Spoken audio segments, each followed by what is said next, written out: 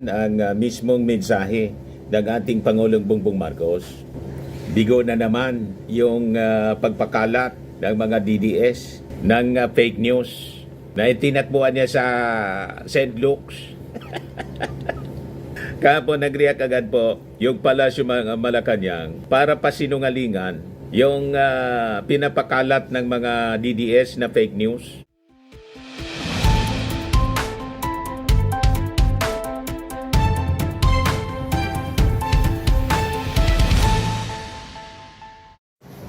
Hello po mga kababayan, si Dante Maravillas.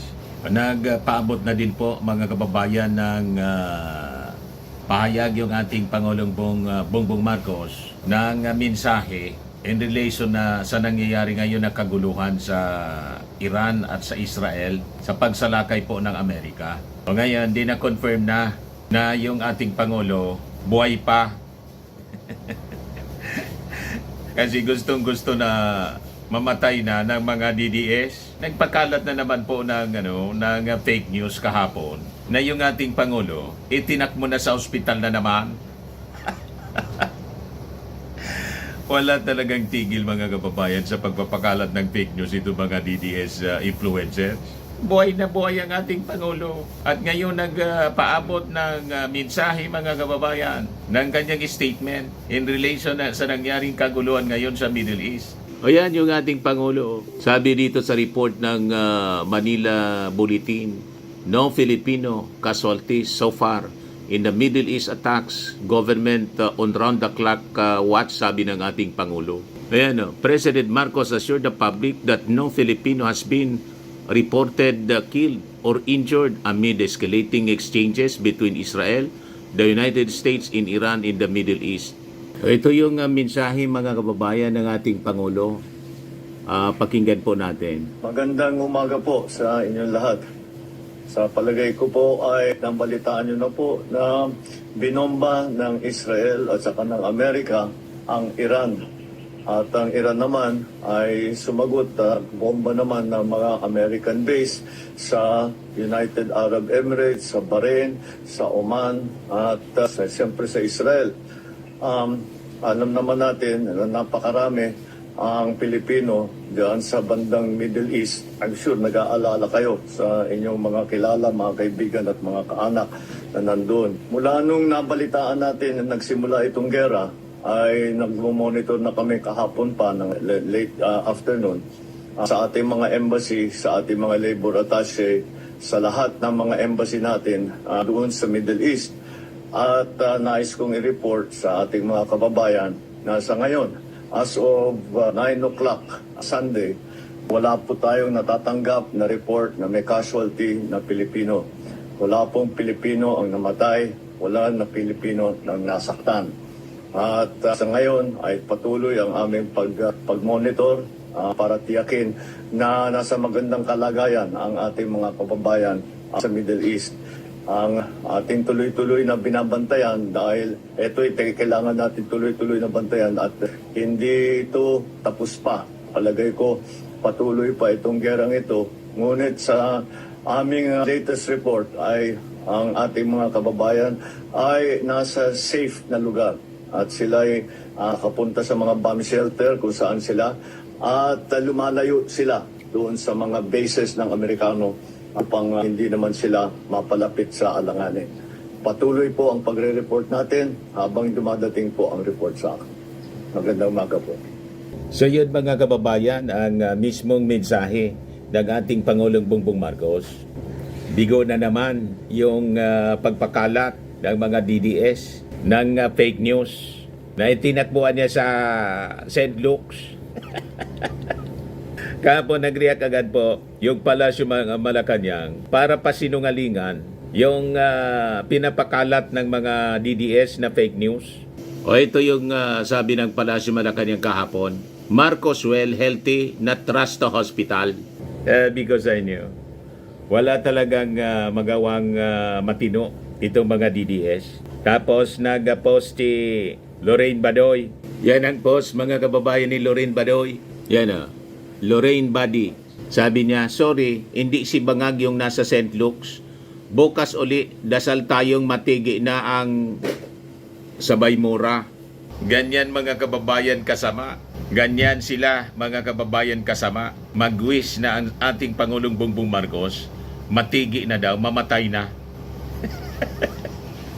Lalo nitong ahaba ang buhay mga kababayan ng ating Pangulong Bongbong Marcos. At baka mauna pa yung kanilang idol, ang kanilang poon, mga kababayan, sa kakaisip nila ng masama sa ating Pangulong Bongbong Marcos. Pero tayo, sabi nga natin mga kababayan, never tayo na mag-wish ng masama sa mga Duterte. Gusto nga natin na sana ikako kasihan nawa ng ating banal na espiritu ang pamilya Duterte, si Sara at si Digong, at ang kanilang kaluluwa maligtas. Di ba? At si Digong, ang panalangin natin para sa kanya, magsisi ng kanyang kasalanan. At sana humaba pa ang kanyang buhay mga kababayan. At doon sa kulungan sa Dahig, masumpungan niya ang kaligtasan mula sa ating Panginoong Hesukristo.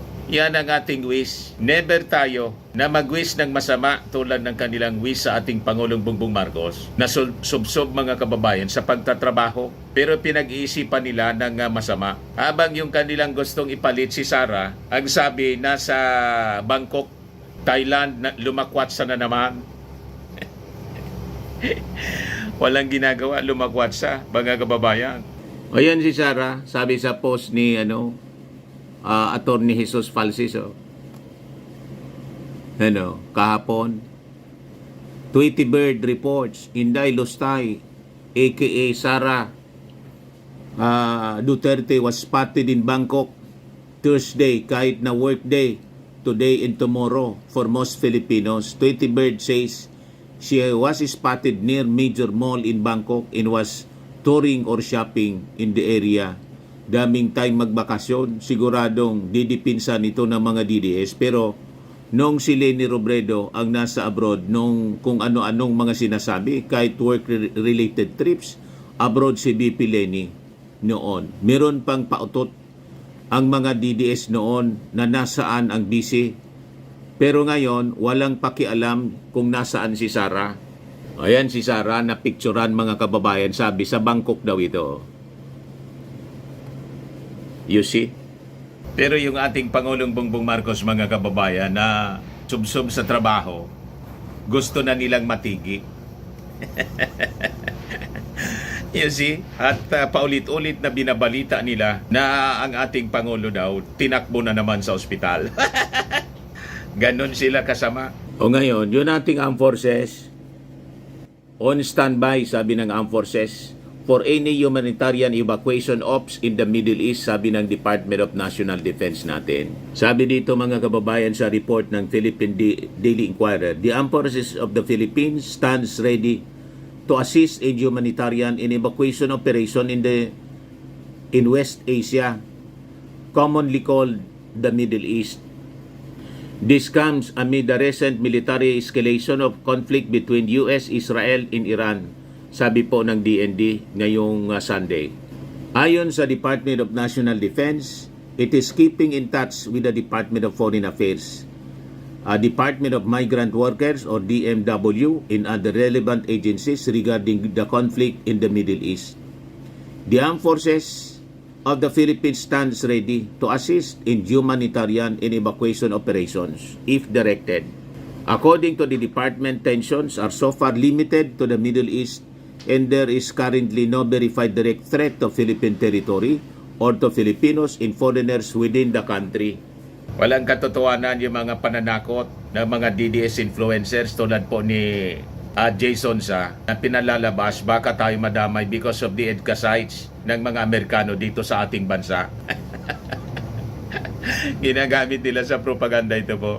The agency cautioned the public against circulating unverified reports and urged everyone to stay calm and rely on official sources for accurate information. We urge vigilance against disinformation and condemn those who unnecessarily rouse panic during these circumstances, sabi po ng DND. Wala bang pong iba ang nagpapakalat ng mga ganitong fake news, yung mga DDS influencers po? Lalo na si Jason Sa. Huwag kayong naniniwala sa mga bugok na yan mga kababayan. Ngayon, ito po pala yung mensahe ni Reza Pahlavi. Siya po yung exiled crown prince ng Iran. Sabi niya sa kanyang mensahe, "Honorable and courageous people of Iran, this may be the beginning of our great national celebration, but it is not the end of the road. Remain vigilant and prepared. The time for a widespread and decisive presence in the street is very near. Together, united and steadfast, we will bring about the final victory and we will celebrate Iran's freedom across our beloved homeland." Ngayon, yung Iran's Guard, Revolutionary Guard, mga kababayan, they're posing for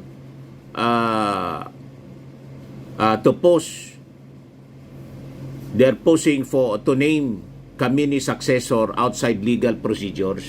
So may gusto silang ipalit kay Khamenei kasi kinonfirm na po ng Foreign Ministry ng Iran, napatay na talaga si Khamenei.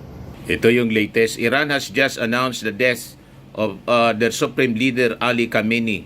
The Iranian government and the Iranian Revolutionary Guard Corps has declared 40 days of public mourning following the official confirmation of Ali Khamenei's death. Kaya gusto nilang yung antipara ni Khamenei at yung headdress niya. Ayun na lang yung nakita, mga kababayan. Senior Israeli official to Reuters, Khamenei dead. His body has been found.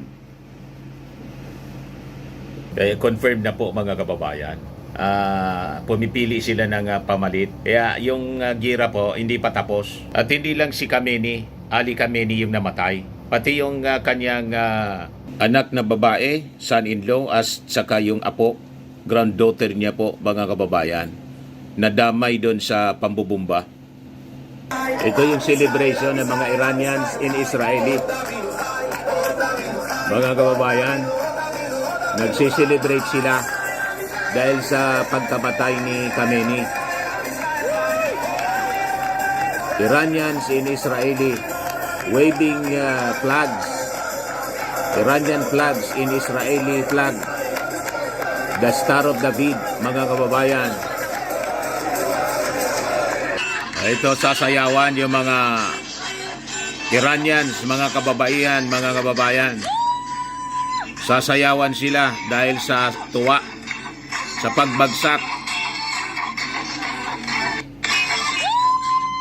Kita ninyo? Ng Iranian leader, pagkamatay ng Iranian leader, tuwang-tuwa sila. Total celebration, mga kababayan, yung ginagawa.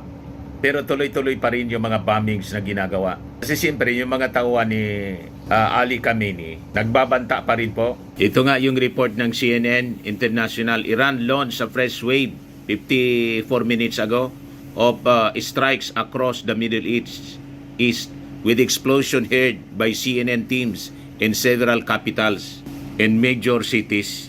Kaya hindi pa po tapos yung gira. Tuloy-tuloy pa din po ang labanan. Yan mga bombings, umuusok po. Nasusunog yung mga buildings, mga targets, mga kababayan. O ito yung mga namatay, mga eliminated na mga officials ng Iran. Top officials, mga kababayan, ng Iran. Eliminated. Sabi ni Erwin Tolfo, Senator Erwin Tolfo, chairman ng Foreign Relations Committee, repatriation plans ready for Filipinos in Middle East after US-Israel attacks.